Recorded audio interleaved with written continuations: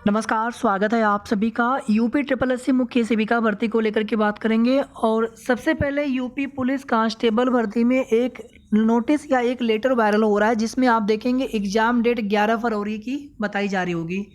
ये लेटर पूरी तरह से फेक है, फर्जी है, जस्ट उसको इग्नोर करें आप सभी। अभी आवेदन स्टार्ट नहीं हुआ है, आगे बहुत जल्द आवेदन स्टार्ट होने की उम्मीद है। जो सिविल वाले पद है सिंपल कांस्टेबल के, बाकी और भी कई संवर्ग में पद होंगे जिनके लिए जनवरी में आवेदन लिए जाएंगे। आगे देखिए आप सभी, मुख्य सेविका भर्ती में जो कुछ भी मैटर था हम आप सभी को पिछले 3 दिन से बता रहे थे कि इसमें नियमितीकरण का मामला है, ना कि वेटेज का, ना कि भारांक का। हालांकि 2 नए रिट्स इसमें बाद में और ऐड हो गए थे, दोनों का कोर्ट ऑर्डर भी आप सभी को दिखाएंगे यहाँ पर। और कल सुनवाई हो नहीं पाई है और आप सभी जानते हैं कि बार बार कार्मिक विभाग के द्वारा कोई डिसीजन न लिए जाने की वजह से या फिर जवाब न, काउंटर एफिडेविट न लगाए जाने की वजह से फाइनली कोर्ट की तरफ से याची पक्ष की अधिवक्ता की मांग पर यूपी ट्रिपल एससी आयोग के द्वारा आपकी भर्ती में डीबी के लिए रिजल्ट जारी करने पर रोक लगा दी गई है। और जब तक ये स्टे हटेगा नहीं, रोक हटेगा नहीं, तब तक रिजल्ट डिक्लेयर नहीं कर सकते हैं आयोग।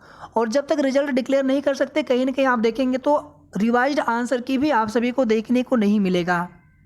अब आयोग के पास केवल भर्तियों पर काम करना हो तो भर्तियों पर काम तेजी से किया जाए, लेकिन आप देखेंगे बहुत सारे कोर्ट मैटर भी हो जाते हैं कई भर्तियों में, जिस वजह से एक आयोग का काफ़ी ज़्यादा समय उन मैटर्स की पैरवी करने के लिए या फिर जवाब लगाने में भी चला जाता है। क्योंकि आप सभी जानते हैं कि ये जो मैटर है एक पुरानी वाली नियमावली थी 2016 में, जिसके अकॉर्डिंग आगे डिसीजन लिया जाना था। भी 2018 में भी मीटिंग हुई थी जब नई सरकार बन गई थी 2017 में, और आप सभी जानते हैं कि उस पर कोई फैसला नहीं लिया गया। फाइनली 2022 में एक मीटिंग होती है जुलाई में, और ये डिसीजन आता है कार्मिक विभाग की मीटिंग में शासन स्तर से कि जो भी सीटें पिछली वाली पुरानी भर्ती की वैकेंट रह गई हैं उन सीटों को नई भर्ती में जोड़ करके अब समस्त पदों पर, पूरे पदों पर लिखित परीक्षा के माध्यम से ही भर्ती करवाई जाएगी। और आप देखेंगे जो आवेदन की लास्ट डेट है उसके एक दिन पहले एक रीट्स फाइल कर दी जाती है 12/924, जिस पर लगातार सुनवाई स्टार्टिंग में हुई, लेकिन फिर बाद में लंबे समय तक सुनवाई हो नहीं पाई। और आप सभी जानते हैं कि एक बार काउंटर एफिडेविट फाइल किया गया था विभाग के द्वारा, शासन स्तर से कह लीजिए आप, क्योंकि आयोग की इन्वॉल्वमेंट उस समय तक नहीं थी। हालांकि रिस्पोंडेंट आयोग को भी बनाया गया है, आईसीडीएस भी है, शासन भी है, जिसमें कई रेफरेंस के आधार पर यह बोला गया था कि हम ये सीटें क्यों नहीं जोड़ सकते। फिर बाद में आप देखेंगे याची पक्ष संतुष्ट नहीं होते हैं और उनकी तरफ से रीज्वाइंडर भी आ जाता है, और उसके बाद आप देखेंगे कई बार लिस्टिंग एप्लीकेशन फाइल की जाती है, सुनवाई नहीं हो पाती है। इसी दौरान 2 नए रिट्स और भी आ जाते हैं जो कि इसी के साथ कनेक्ट कर दिए जाते हैं। सेम ग्राउंड होने पर रिट्स आपस में लिंक्ड हो जाती है, कनेक्ट हो जाते हैं। अब यहाँ पर देखिए सबसे बड़ा सवाल ये है कि आखिर ये मैटर अब कब तक निस्तारित हो पाएगा, डिस्पोज्ड ऑफ हो पाएगा। फिलहाल में शीतलहरी की कुछ दिन की छुट्टियां होती है, 3 या 4 जनवरी तक छुट्टी रहती है लगभग हर साल इसी डेट के आसपास, यानी 5 जनवरी या फिर 5 जनवरी के बाद ही आपको नेक्स्ट डेट देखने को मिलेगा। अभी कॉज लिस्ट आई नहीं है और केस स्टेटस में जो भी डेट होती है वो एक्सपेक्टेड डेट होती है, वो फाइनल डेट नहीं होती है। और आप देखेंगे काफ़ी समय पहले भी हमने लगभग 5-6 महीने पहले हमने आप सभी को अपडेट दी थी कि कुछ सीटों का मामला है, लेकिन आपकी भर्ती में कोई दिक्कत नहीं आनी चाहिए, लेकिन वहाँ पर ये नहीं पता था कि इस भर्ती में ये मामला इतना लंबा खिंच जाएगा। अब यहाँ पर देखिए कल से आप सभी लोगों के बहुत सारे कॉल मैसेज आ चुके हैं कि 126 सीटों पर क्या फैसला होगा।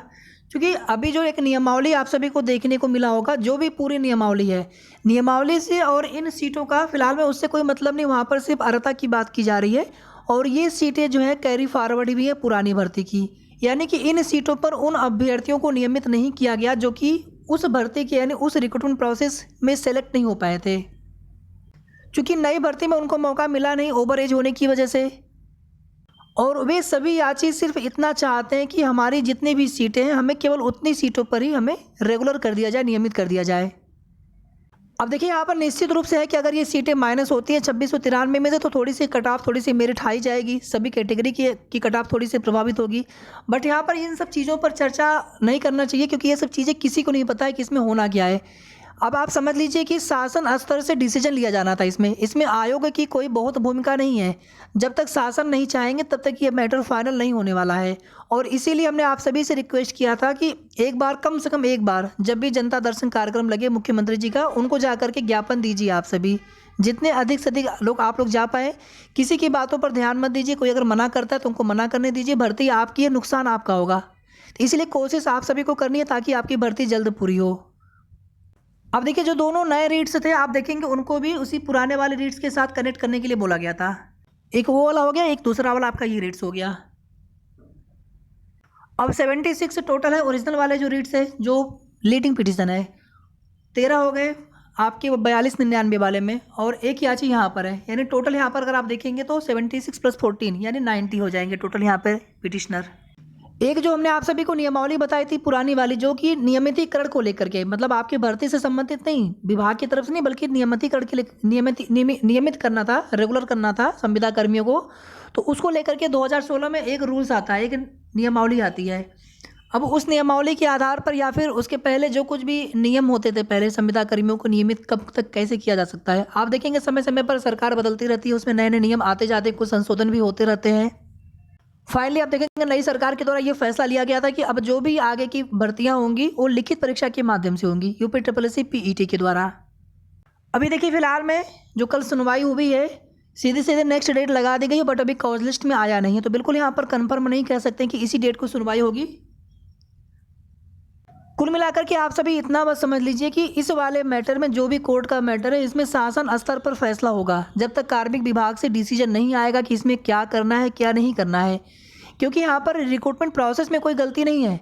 यानी कि भर्ती जब हो रही होती है यूपीएससी आयोग के द्वारा, कोई आंसर में कोई दिक्कत हो या फिर रिजल्ट में या फिर मेरिट में या फिर किसी भी तरह के रिक्रूटमेंट प्रोसेस में या एलिजिबिलिटी में संबंधित कोई समस्या होती है तो यहाँ पर आयोग सीधे सीधे वहाँ पर अपना जवाब लगाते हैं, शासन स्तर से जो भी निर्देश मिलता है या फिर विभाग लगाते हैं।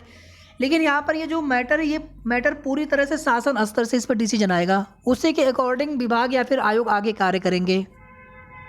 तो आप लोग परेशान मत होइए, क्योंकि परेशान होने से कुछ होने वाला है नहीं, बल्कि हम लोग यहाँ पर कोशिश करें सही डायरेक्शन में। और इसके लिए मुझे सबसे जो अच्छा लगता है, क्योंकि कई भर्तियों को या फिर जो भी आपके भर्ती में ये जो कोर्ट मैटर है सभी चीज़ों को देखते हुए सबसे यहाँ पर पहला प्रयास तो यही होना चाहिए कि मुख्यमंत्री जी से एक बार आप लोग मिल लीजिए, अधिक से अधिक लोग मिल लीजिए। अब कुछ लोग हमसे कह रहे थे कि नहीं वहाँ पर जो भी गोरखपुर के लोग हैं उनको वहाँ पर अंदर जाने नहीं देते हैं, इस तरह की चीज़ें नहीं होती हैं। आप अपने अगर फरियाद लेकर के जाएंगे तो आपको मना थोड़ी किया जाएगा, सिंपली आपको ज्ञापन देना होता है, 1-2 लोग 3 लोग चले जाएं, वहाँ पे सबको अंदर नहीं जाने देंगे मुख्य द्वार से, मतलब अंदर आप मंदिर के पास बैठे रह सकते हैं लेकिन वहाँ पे जनता दरबार में सबको नहीं जाने देंगे। लेकिन 1 लोग 2 लोग बैठ करके आप अपना ज्ञापन दे सकते हैं, अपनी समस्या बता सकते हैं मुख्यमंत्री जी से।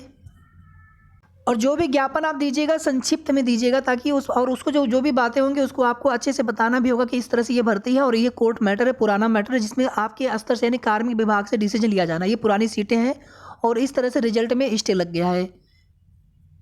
बाकी देखिए सरकार के पास सीटों की कमी नहीं होती है, अगर वो चाहे तो जिस प्रकार से भी कर सकते हैं और आपकी भर्ती समस्त सीटों पर हो सकती है।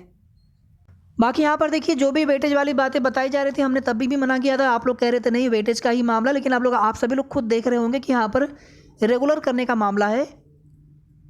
अब वो चीज़ें बाद में उसमें ग्राउंड में अगर उसमें ऐड की जाती है, कुछ नए रेट्स भी पड़े हैं तो उसको देखते हुए अगर वहाँ पर वेटेज की भी मांग की जा रही है तो ये पूरी तरह से मैटर में डिसीजन शासन को लेना है, कार्मिक विभाग को लेना है।